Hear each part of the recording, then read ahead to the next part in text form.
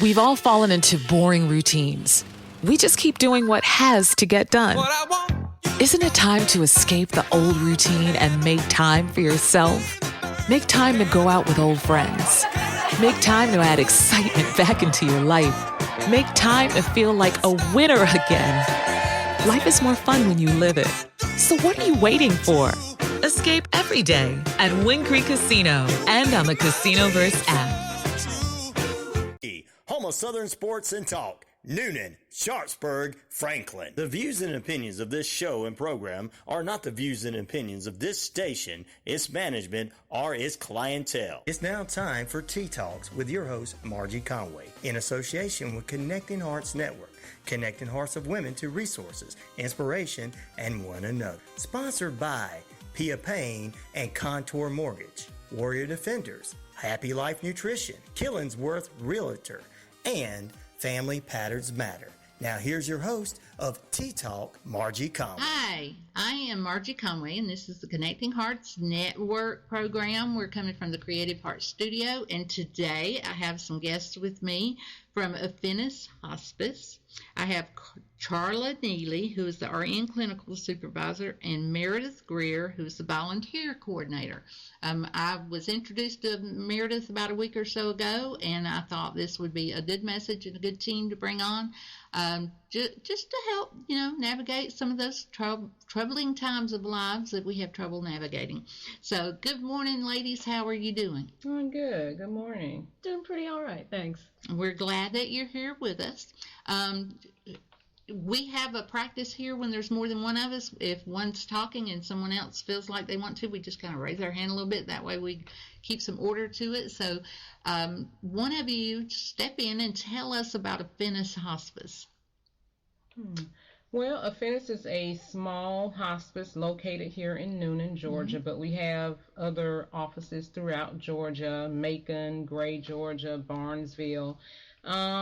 Our census in Noonan, we have about 45 patients or so now, some in nursing homes, some in assisted living, some in their own private homes. Okay. And we just go in and provide, they term hospice as end-of-life care, but it's really more just coming in even in the last years of life, because we've had patients on hospice for 3, 4, 5+ years. If you have a life-limiting illness, hospice no longer works the way it used to.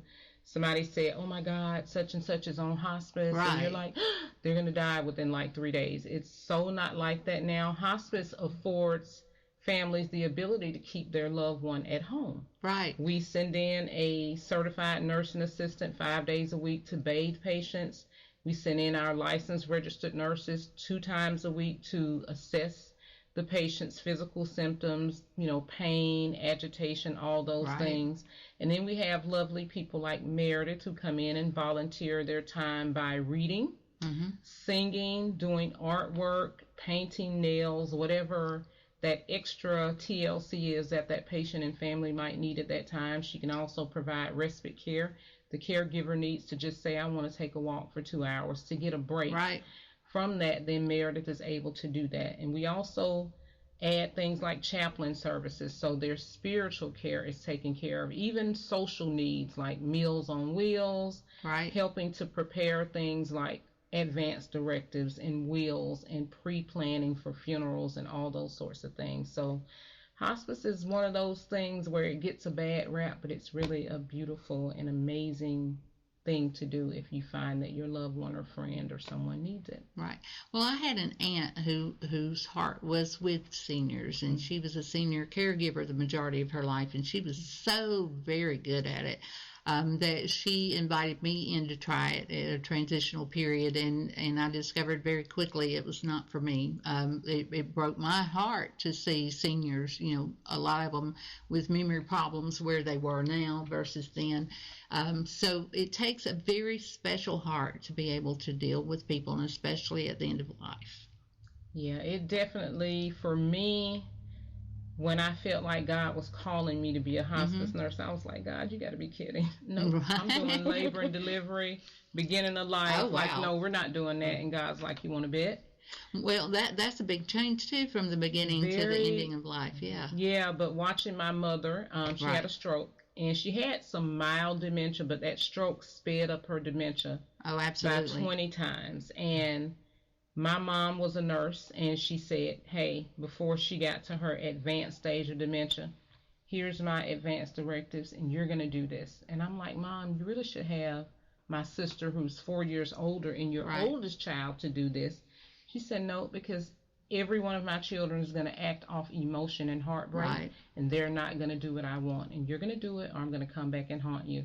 Hey, where's the paperwork? Let's get to signing. We have kind of done that with our children, because I have, we're a blended family, and my son's the oldest, and then I have my daughter, and then we have a younger son, 2 younger sons, and the daughter is not. They're all going to be extremely emotional, and we know that. But we know that the 2 sons who are nearby that would, you might put that on, especially the oldest, we know the 2 of them will not be able to handle anything. And we know the daughter is emotional, but she also is the most practical one, and she has her steadfast husband right behind her that will help her do whatever needs to be done. So when we put ours together over the last several months, we have made her, our power of attorney and the one in charge of everything. And so it's not necessarily the oldest. It's like my husband's dad passed in November.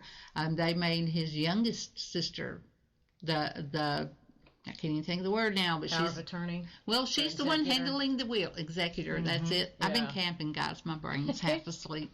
Made her the executor, but the reason they chose to do that is because she lived out in the small town of Texas where they lived at, while all the others live out here on the East Coast. So it's a big difference.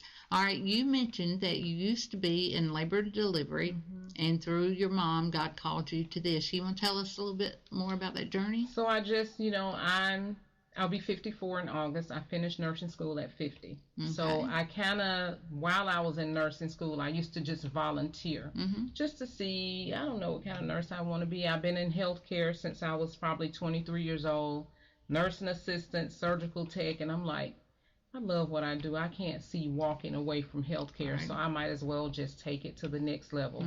So once my kids were out of high school, halfway done with college, I said, now is my time. Right. So I took 1 class here, 2 classes here, 4 classes there until I finished it up, and I said, okay, well, I've worked in a doctor's office in labor and delivery for 15 years. I can walk right out of nursing school and into the hospital, and here we go, and which is what I did. Stayed at the bedside for probably 7 months, and then my mom became ill. So when, Piedmont Fayette is where she was, and it's where I was working, and the palliative care nurse practitioner came, and she sat and talked with me. She said, here's where your mother is. The reality is it's not going to get a whole lot better. Right. You can give her this beautiful gift of, you get this time with her, and it was right smack in the middle of COVID, so that was not, fun. Right. So I said, okay, and I knew I couldn't, which my mom did not want me to stop working because I was fresh out of nursing school, a brand new baby nurse. She said, no, you can put me in a nursing home or an assisted living or somewhere where you don't have to have the burden. But it wasn't a burden to me. It was like you only get one mother, so I put her in an assisted living facility, which allowed her to decline in place since she was bedbound. Right. We did all the things, the advanced directives, the executor of the estate, like everything, and got it all together. And it was such an amazing journey and such a sad one when you have someone with Alzheimer's and dementia, because you watch that person kind of leave the world and just go inside themselves. But to see, and I have families who have a difficult time accepting the diagnosis, and they're like, no, there are things we can do, but once you get them to the place where they understand, or sometimes it actually takes them being at the bedside and watching the suffering before they'll give you permission to say, okay, I just want my person to be comfortable and peaceful, whatever you have to do, because like I said, hospice gets this bad rap. You're going to come in and kill my person. And that's absolutely. I know, and that's not, that. Not what we do. They said, you're going to stop feeding them. And I'm like, no, oftentimes expensive medications that families can't pay for you sign your loved one up, hospice comes in and pays for everything. That's right. It's now I've been through hospice with 2 family members with me as caregiver, and one was my grandmother.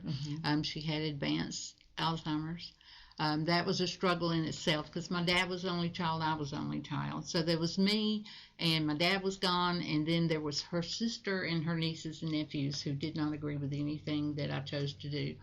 But I did what she and I had talked about doing. When they had put her on a ventilator after they resuscitated her when they were not supposed to, I left her on the ventilator until they said there's no hope, and then I had her taken off the ventilator, at which point I was accused of trying to kill her for her insurance money.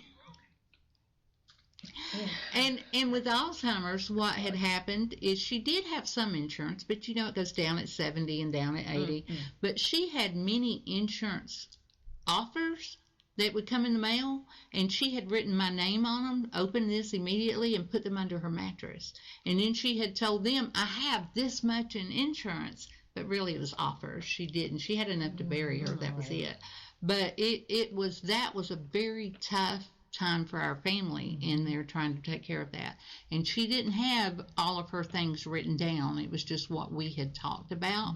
And so I am the one that had to make the tough decisions, and I am the one that got all the family drama about making them.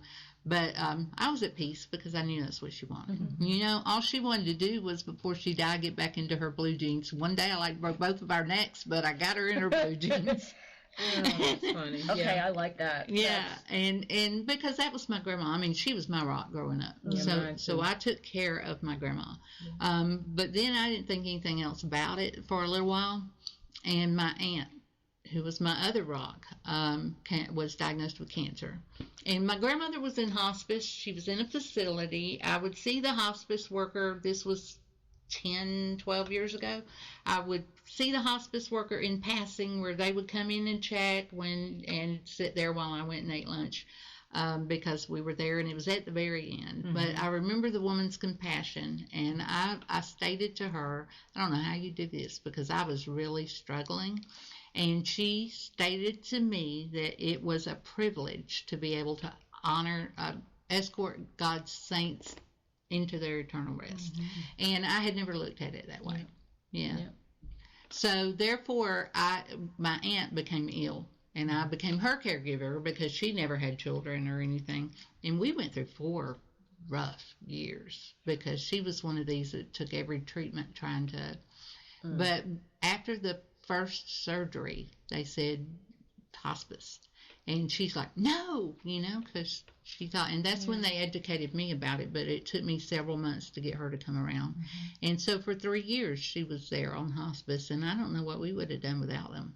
Yeah. It's definitely, people celebrate, having babies, which is great, the beginning of life, but I think that the end of life deserves celebration too. Absolutely. It just really is amazing, and it does bring about a lot of family conflict if you don't have those last minute things in order. But then hospice, it just is such a beautiful collaboration, people like Meredith who get to see patients sometimes in an entirely different light. They may share things with her that they haven't shared with the nurse or haven't shared with the nursing assistant, and if Meredith thinks it warrants concern, she'll come back and say, hey, I think this person could probably use some spiritual counseling, or hey, these people have ABC going on. Maybe our social worker can find them, resources, when otherwise these people wouldn't have even known these things existed. And it overall adds to their quality of life right there at that end time. You're right. It most definitely does. And like you mentioned before, the expensive medications, hospice take it up. It did with Brenda. I did use a respite center one time, and it was a good thing I did because, I was nearing breaking point. But I remember at the hospital, they would tell me, because she was in and out of the hospital a lot, they would tell me, you are so good at this. You should consider becoming a nurse. And I'm like, I love her. I can do anything for her. I don't think I would be good at it for anybody else. Yeah, I mean, the thing is that, we talk about hospice in terms of oh, only special people can do that. And I don't think that it's necessarily special people doing special things. And like, okay, sure, we're specialized, Right. but I just think that our paths take us there, and it's just as much as, and I think as a performer, people, oh, you've got so much talent. I'm like, sure, but oh, that's artistic. Like, so you're saying you're not. I get you're an IT Right. worker, but there's an art to Absolutely. your technology that just blows my mind. So we all have these different paths and different things that lead us to, and I know I say this a lot, and I say it sounds really cheesy, like our motto for Affinis is adding life to Adding each more day. to life each day. Adding more to life that's each great. day. Yeah. And we do.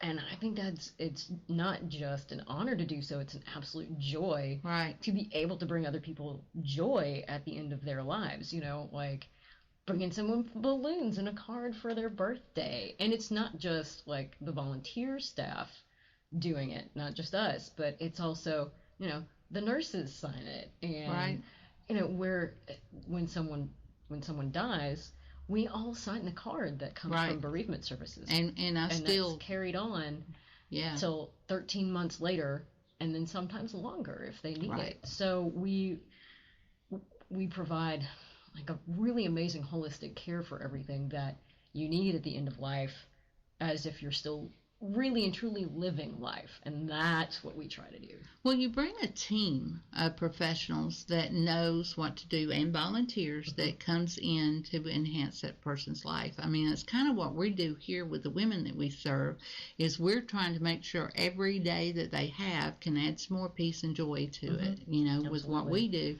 And so it's more, I remember talking with Christy, who does insurance and is affiliated with a funeral home, that it's a re-education of people. You want to teach them, that there's nothing wrong with death and dying, to celebrate it, to still have life till you get there, and then celebrate the life that was there. And I know that's their mission here at Hillcrest, is to educate people about the procedure.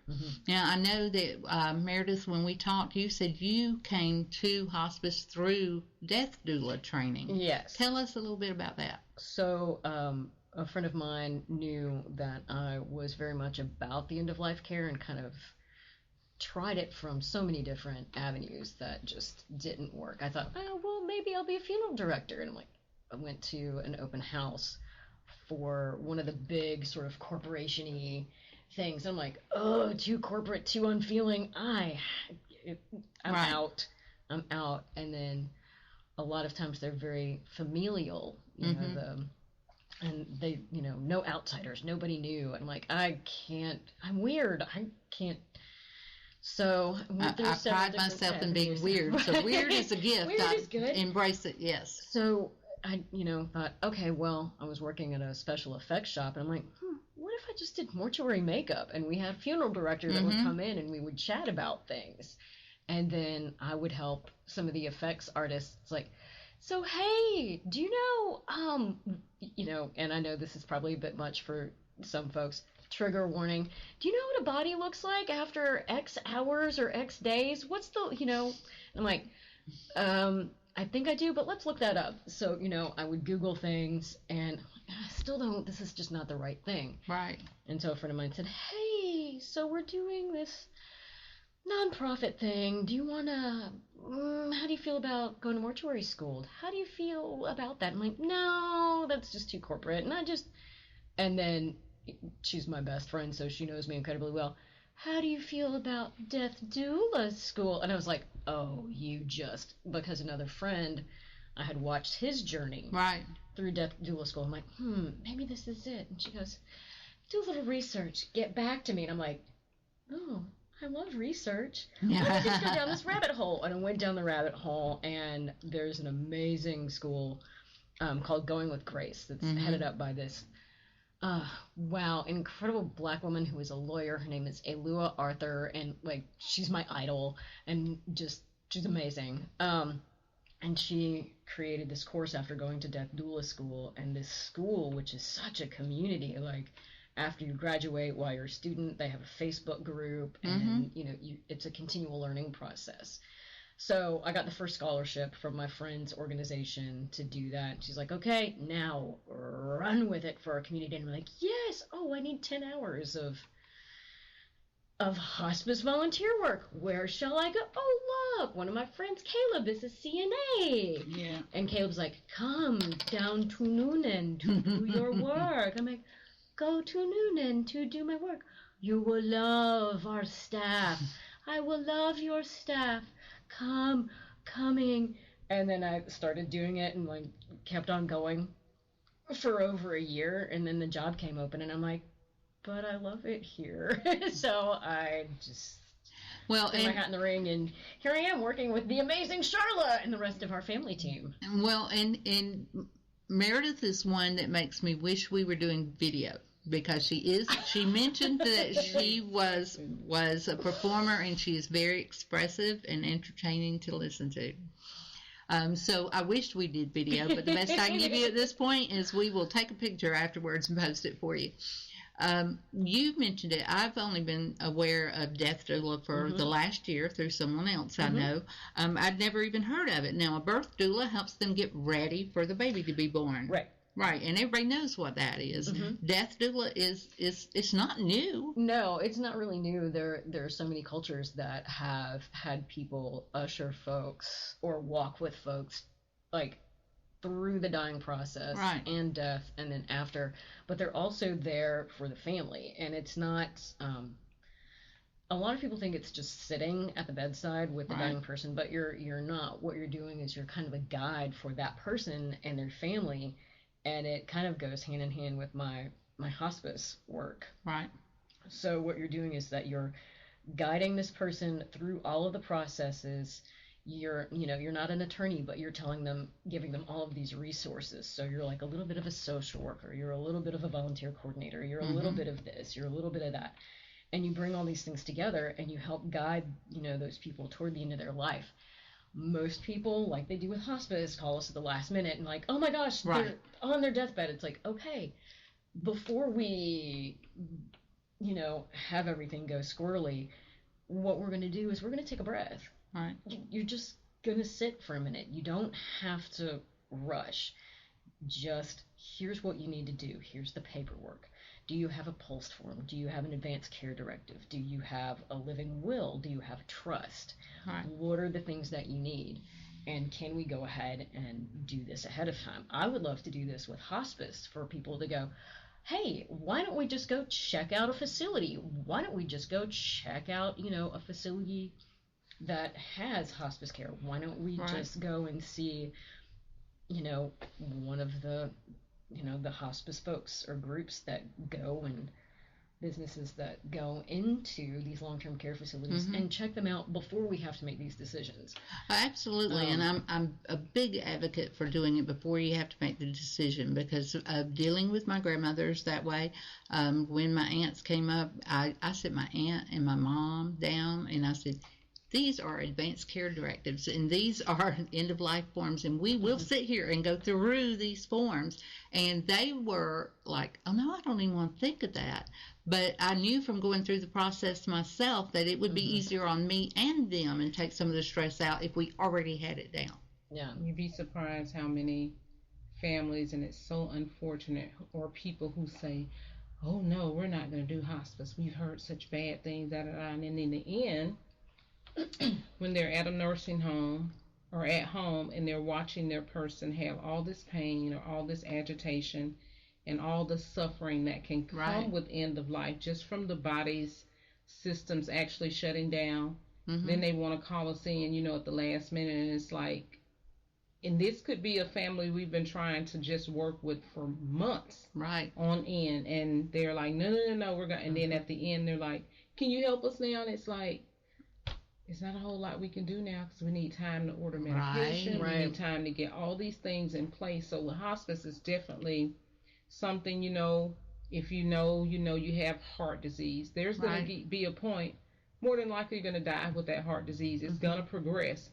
As you get older and as you go to the doctor more and more, and you ask your doctor, you advocate for yourself and say, at what point Do you think I might need end-of-life services or hospice? I want to know about that. Can you plug me into somebody who may know about that? And then you're educated and you're well prepared, because if it can be such a phenomenal experience. And I found with my own story, before my mom died, it's easy to say to somebody who you're pronouncing their mom, I'm so sorry for your loss, my condolences. Right. But when you've been in that, you can empathize and sympathize. Absolutely. And when you say, I know exactly how you feel, you really know exactly how they feel. Right. So I always feel like, I don't know if it was my grandmother or my mother, somebody told me, everything you go through is never really for you. Somebody's going to come behind you and need whatever that thing is. Well, and that's what I teach the ladies here. And even in the Bible, it says to comfort others with what you've been comforted with. And so, we do go through things so that we can use it to help other people. Every person's mother I pronounce is like deja vu.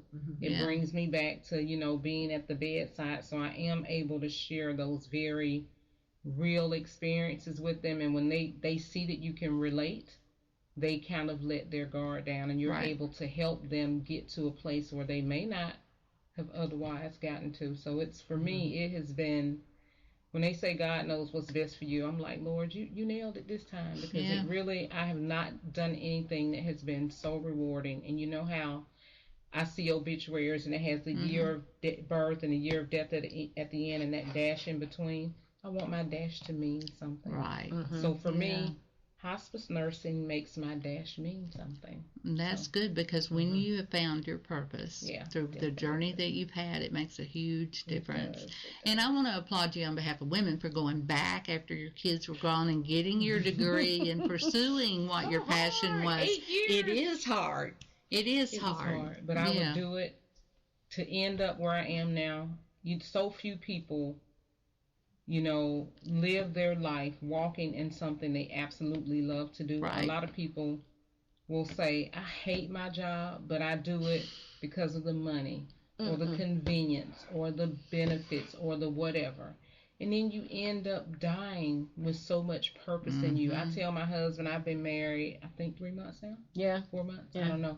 Something and I tell him, I said, I want to leave this earth empty. Every gift God gave me, I want it out. Every talent, I want it out. Yeah. And he's like, I get that now. At first he was like, what do you mean empty? And I'm like, I don't want to take anything with me. Like, he put me here for a purpose, and everything he gave me, I want to use it, for other people. So, it enriches your life. It does. When you do that. I don't think I could at this point be any other kind of nurse. Like, to think about it makes me miserable. Like, go back in the hospital. No, don't think so. No. Yeah, this is to be able to just educate a family, or even the ministry of just presence. Sometimes, you know how we often feel like, I don't know what to say. Sometimes not saying anything. You're just there. And you just, that, wow. Just a simple touch for someone can be so amazing. We have a dementia patient that I see, and she is, she does have some tendencies to get violent and act out, but for some reason, when I put a hand on her or I'm near her, she just seems to be, and I cannot tell you how fortunate I feel to be in this position for her, which also comforts her husband. Right. Like, I'll call and say, hey, XYZ happened today. I heard that she had a rough day. I said, when I came in, she seemed, distressed, a little paranoid. I spoke with her. I put a hand on her. She reached out to me. Everything was cool. Yeah.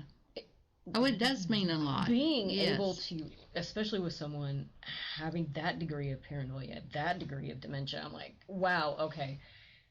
She's very specific about her spirits, and I used to manage her case. I never had issues with her, but she's very, and people, everybody's not meant to be a caregiver. Oh, and when you go into these facilities, these long-term care nursing homes, and you see some of the people that work there, you're like, you need to be behind somebody's copier, making copiers, and not touching these people, because when they agitate them, and the person gets out of hand, it's like, oh my God, I don't know what I did, But clearly when they walk in the room, the person just goes. Oh, yes. I encountered one or two like that when I was dealing with my grandmother. So something has transpired with that, and it's very hard to bring a person back after that. Oh, yeah. But it's like this particular patient has you can tell when something has happened in her world that is unsettling, because it does take some and sometimes it's just a matter of, let's just, and then she's good. Right. I mean, it's pretty amazing, getting to do what we do. Like, I don't know, this is a late in life career change for me, so this has all happened within the span of maybe 2 years. So I was around 51 when this started. And see, that's a whole other show that we could do, because I'm 57, and in 2016 is when I started the journey that ended me up here. And but the difference in me in knowing I'm living out my purpose and being able to help people, and I know that I'm effective. I mean, I knew I was a good teacher, and I knew I was effective as a church secretary, but doing what I do now is my purpose, and I can see it, and I can see it change other people. But it also has made such a difference in me that my husband knows this is what I should be doing. And where he used to be concerned about every nickel and everything, it doesn't bother him that I'm a for-profit that makes no profit because I give all my services away, but I don't want to go non-profit because I want to keep protected. And it makes a difference in the people around you that you're connected to when you're able to live in the purpose that you have. And a lot of times, I remember sitting back a long time, my grandmother that I mentioned before, that woman was a mover and a shaker. She got things done. And I used to think, because I was saved at an early age, and I used to look at her and I would think, if she would turn her talents for good, she could really be effective. Right? And she didn't, take some of those steps until she was way in her 70s, and then Alzheimer's got a hold of her pretty bad. So you didn't get to see the effect in there.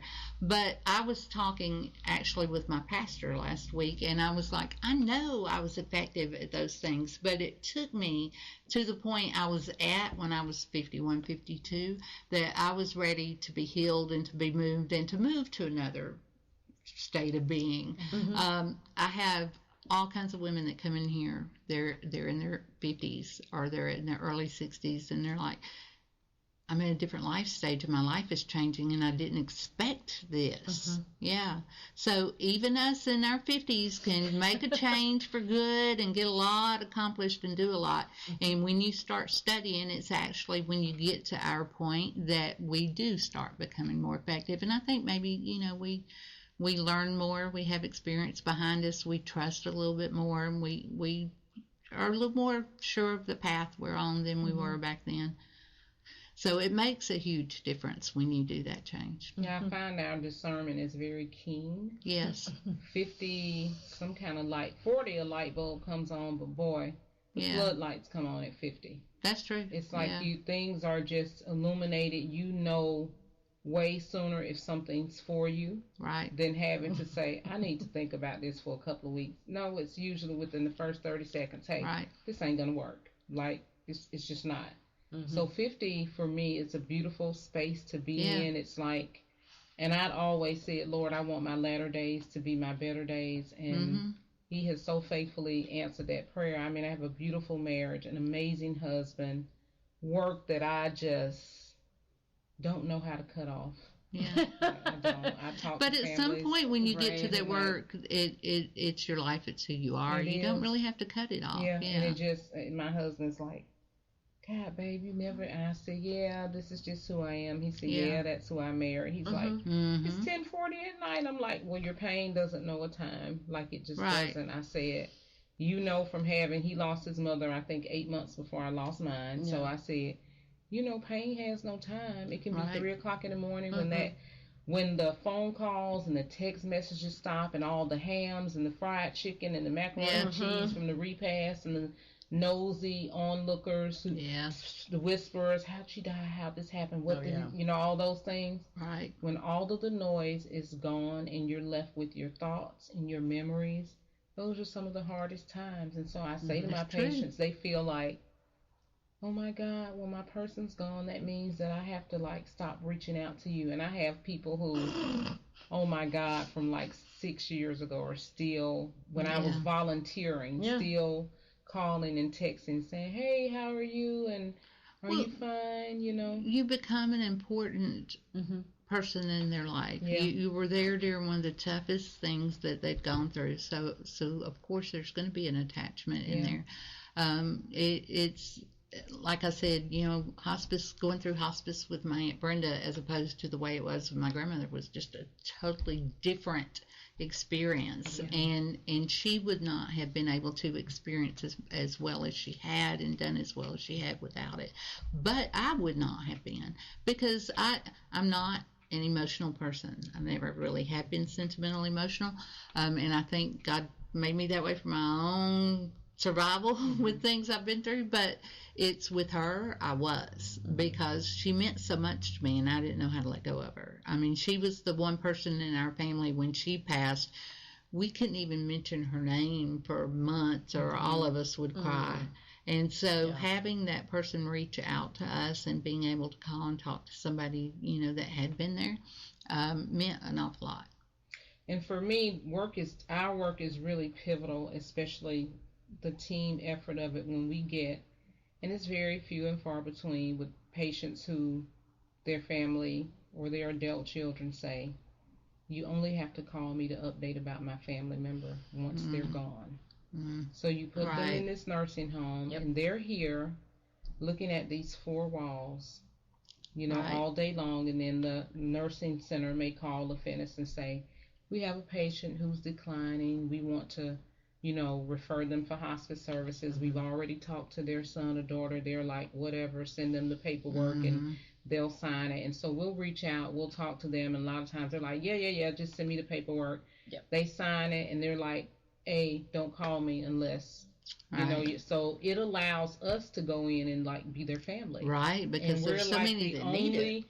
Only people that they, and then the weird thing happens, they get better. They get to the point where they start eating more. They start, and it's not so there's a period called a rally. Right. Which offers, you know, families, they're like, they're talking, they make sense. They're asking for things, they're eating. I remember that. Oh my God, let's take them off of hospice and do all the things. And then you have to educate on, no, these are not all the things. This is actually a last minute gift that your loved one is giving you, letting you know, I'm about to go take this walk, and it has been beautiful, and I want to thank you for the part you played in my life, but I wanted you to see me in this beautiful state before I say goodbye. Yeah, a lot of times people don't hear about the rally and talk. When you're wanting to educate about the end of life, this is one of the things that, you know, I don't think I heard until I got on with Affinis that was a part of it. Like, you know, my mom was a respiratory therapist, so she saw people in, you know, intensive care, ICU, and she didn't know that, she just saw them right then. So they either went to a regular room or they died, and she never knew. So, but she never told me about anything like a rally. Caleb told me about a rally, and I'm like, oh. And I remember the first time that I thought I experienced one, and I was like, oh. And while I'm sitting there, I'm like, hey, send a text, I think I'm getting a rally from a patient.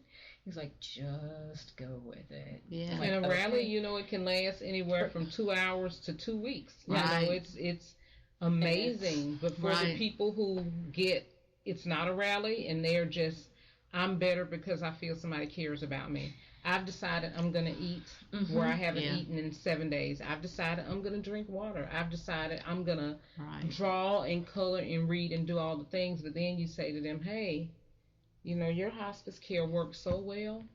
We need to discharge you because you're well. Like so then it comes to, well, guess what? The patient, I'm going to decline again because it's like my family's leaving me.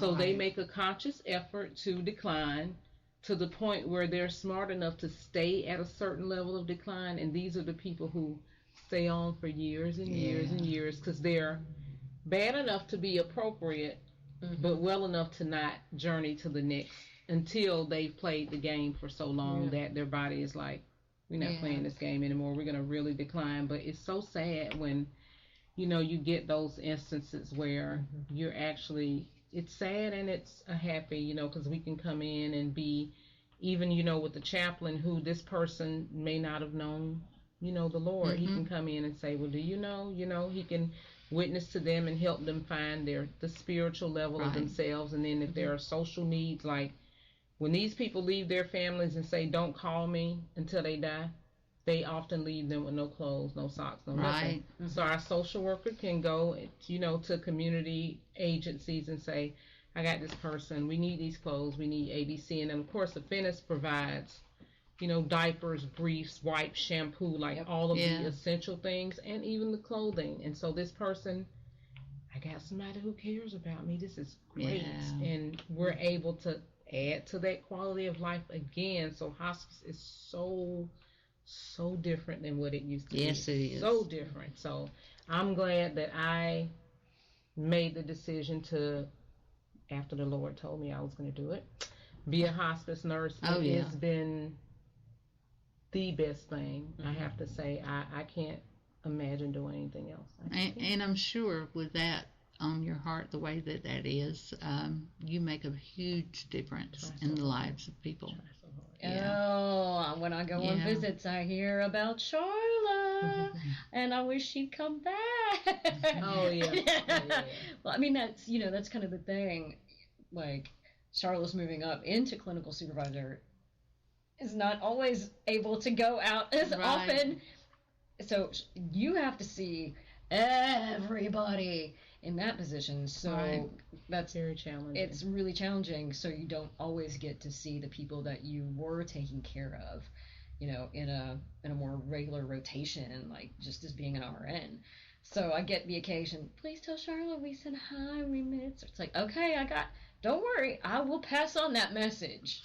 All right, I want to ask you ladies a question. Okay. You take care of all of these people as your profession. That's what you do. How do you take care of yourself?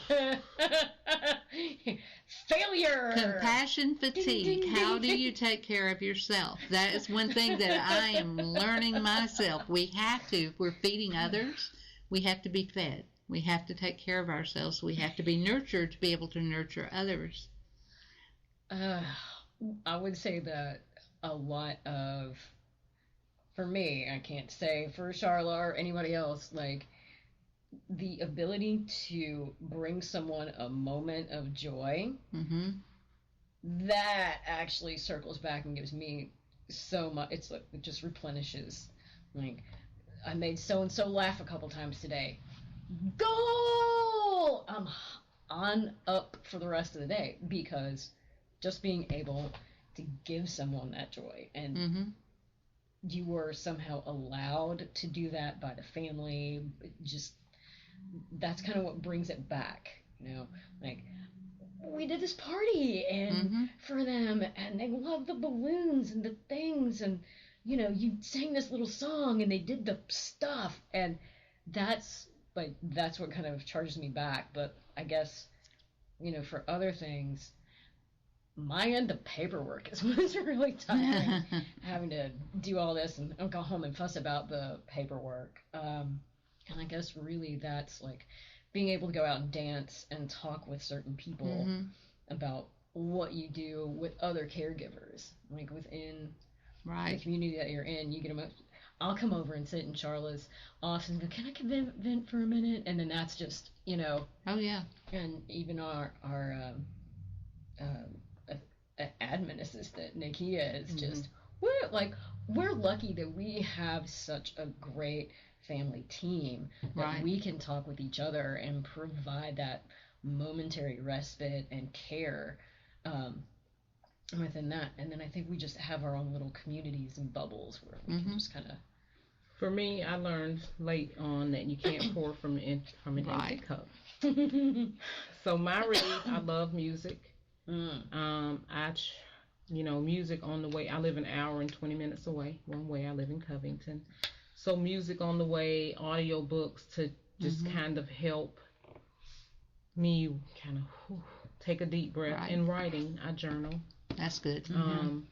Just saying, Lord, this was hard. This was a hard day. Like, I don't, and being able to openly admit to God, myself, my husband, I don't have all the answers. And I even say to patients, I'm so transparent, and I tell them going in, hey, I don't know if you're going to like my style of nursing, but I am straight up no chaser. Right. We are not coming in here with this false hope. I'm going to assess, because our job is to go in and to assess the person before we sign them up to see if they're appropriate, because unfortunately you do have people who they know, oh, we can get this kind of drug or this kind of drug. We're just going to sign up for hospice so we can get, but we have those moments where, people, the hospital will consult us and say, hey, I got this, and that. And so we go in and we, and the family will be there and they're looking at me, and often they're 99 times out of 100, the golden question is, so how long do you think? Yes, and I say, honey, if I had the answer to that, do you know how many people would be rich? There would be no hungry people in the world. There would be no starving and no suffering, because I'd own all the money and all the lotto tickets, and this is what would happen. I don't have that answer. That's a God thing. What I can tell you from my professional perspective, your loved one has ABC. These are the stages of this disease. This is where the physician is telling me your loved one is. This is what their lab work looks like. This is what their x-rays or MRIs or whatever looks like. Right. This is the stage I feel like they're at. And just with background, it's usually 6 weeks. Yeah. But I can't guarantee. No. But I have some families who say, thank you for being honest. We haven't been able to get a straight answer since this whole thing has been going on. Then you get the other ones who are like, because they don't want to. But my mom's only 65. But da-da-da-da. But then you have to acknowledge, okay, so your mom had, diabetes or heart disease. Your mom continued to smoke, to drink, to not practice that self-care. So here's where we are. And all of that takes its toll in the background. You're going on with your life thinking everything is fine, ignoring those signs and symptoms. But I've also learned to set boundaries for self-care. That is extremely important. I have learned to set some boundaries and say, okay, when I got married in December, said, I know I'm going to be off these 10 days for my wedding and my honeymoon. I will not do any hospice work. I will not take any phone calls. And I was good for like 4 days. I was good. So I actually had 4 days out of the 10 of actually being able to separate from it. Like being in St. Lucia and texting Amy, our boss, and saying, you got any new admissions? What's going on? And she's saying, aren't you in St. Lucia? Yeah. No, I'm hanging up the phone on you right now, because this is a time you need to be, embracing this beautiful time in your life. And this is going to be here when you get back. Nobody's going to snatch it. It's going to be right here. So just take a deep breath, take in God's beauty, and keep it moving. And we'll see you when you get back. And at that point, that's when I was kind of able, those last 4 days, to be like, it's really okay for me to take care of me. The world is not gonna, but when you're in the place where you're the person who is always, even in your family, work, whatever, your friends, because my friends come to me and say, I have a friend who's a hairstylist. Oh, I'm sure they do, yeah. Oh, yeah. One of my clients, her mom is doing ABC, and they're trying to get her on hospice, and she's like, no, can you? And I'm like, okay. And it usually ends up, I'll talk to the friend, and she'll say, well, my mom's in Alabama, and I'm like, sorry, Affinis is in Alabama. And they're like, oh. Yeah. So, the years now, and like I said, with me here doing what I do, I'm not necessarily here 24/7, but it's on my heart 24/7, and I'm texting one of the ladies or something, back and forth, that we have set our camping days. I'm not a camper, but I'm learning to be. And what I've said, we've gone twice, two times, and he's just now retiring, and so we have time to do these things. But what I have told people is, first of all, I love to sit there and look at the lake and the sky and admire the beauty that God has and the peace and quiet at this time in my life. I am eating it up. I love the peace and quiet, as long as the birds stay on their side of the yard. But the thing that I'm enjoying the most out of it is the time with my husband. And like this morning, I just sat through the camper window and watched him outside fishing and at the lake. It's the time he's getting and what it's doing for our relationship. So, I couldn't do a job like run a daycare center or things then because it wouldn't work. But with what I do now, I can do those few texts while I'm there. But I'm able to, I've learned how to unplug a little bit so that I can nurture myself in our relationship. And it took a lot to learn how to do that. All right, we have a few more minutes going on, and I know, Meredith, you are the volunteer coordinator, and you are looking for volunteers. Oh, absolutely. I have her flyer here. We're going to be posting it everywhere, and we're going to be taking it around because we're pretty good at coming up with volunteers. Yeah. So what are you looking for? So if you want to do it a little bit more quickly, I mean, we do have a QR code on there, but if you're here in the area, Noonan and surrounding, please just, you can call the office or directly email me at mgreer@affinishospice.org. Okay. I'm so happy to take emails. So we're looking for people mainly just to hang out with folks, be their new best friends. If you've got extra talents like singing or cooking or, it helps their families too. Yeah, our patients love to eat. Yeah. And I will tell you, some of them love to sing. Some of them really love just being serenaded or read to. I mean, we've got a couple of folks that I've discovered, like a book that I love, that I've been reading to several of them, and it's just brought, I love this book before, I love it even more now. Okay. So, and y'all will probably find this really funny. It's Ray Bradbury's Something Wicked This Way Comes. Oh, yeah. And though it sounds like it's full of spooky, and you read it initially, or you see the movie, which is superb. I've seen the movie. By the way, what folks don't tend to focus on is the friendship between the two boys. Yeah. And the Will's father.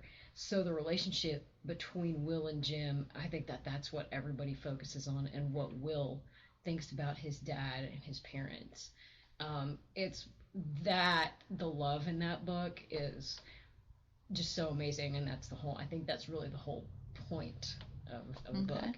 So yeah, just folks that like to be social, that just want to provide a little. Yeah, you don't have to have any special training. You just have to have a desire to make a difference. Yep. You'd be surprised with some of our little old ladies. I call them Buckhead Betties. Their hair is like this beautiful stark white. Woo! Just somebody coming in to paint their nails. I had a lady before she passed, 95 years old, and all she wanted was for somebody to paint her nails. And we had a chaplain, Charlene Smith, who isn't with us anymore, but she used to work for, I think it's something street. They had Color Street. Yeah, where you put, and she would donate those to us, and I would say, look at all these colors, and they would get so excited and say, I want the nails like my granddaughter has when she come. Can I have like a different color on each nail? And I'd be like, you're doing too much, but okay. And we laugh at it. I got you. And the whole time, and then the facility will call and say, Miss So-and-so is acting like she's a one-to-one feed because she doesn't want her nails messed up. She's been holding her nails out, looking at them and showing them to anybody. That little something. That little bit.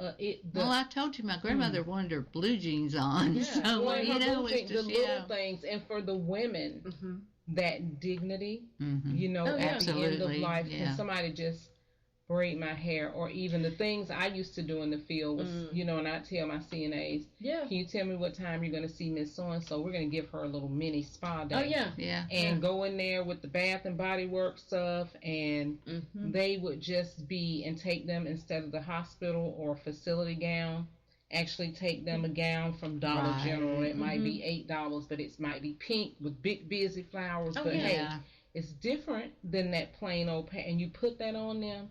You paint their nails. You put Vaseline on their lips. It does. And it just brings them back to a time. And then you show them the mirror, and I say, look at how beautiful you are. And then they're in tears saying somebody took the time, because they can't go outside the facility. Right. Somebody took the time to actually moisturize. Yeah, me. that's important. Just do I remember all the that. dignity. I remember Yeah. that. My Aunt Brenda was one. Her nails and her lipstick all matched with her purse and her shoes, and so she could not stand those things. And the funny story I have about her is she was always the one that dyed her hair. Gray never showed. Her hair was dyed. And I have chosen to go gray over the last couple of years. I think it's one of the best choices I have. But 99% of my friends said, oh, no, not me ever. And she was one that never would have done that. And she was suffering with cancer and had strong chemo, and her hair fell out. So when her hair started growing back in, it all grew in white. It was probably already white, but she never knew it. And that shocked her. Yeah. But I remember, we learned all kinds of recipes for protein balls and shakes and different things to try to help her with nutrition because she had a hard time eating. So I'm going to ask, you've noticed we do the doTERRA oils here because I'm all about trying to do natural and support the systems.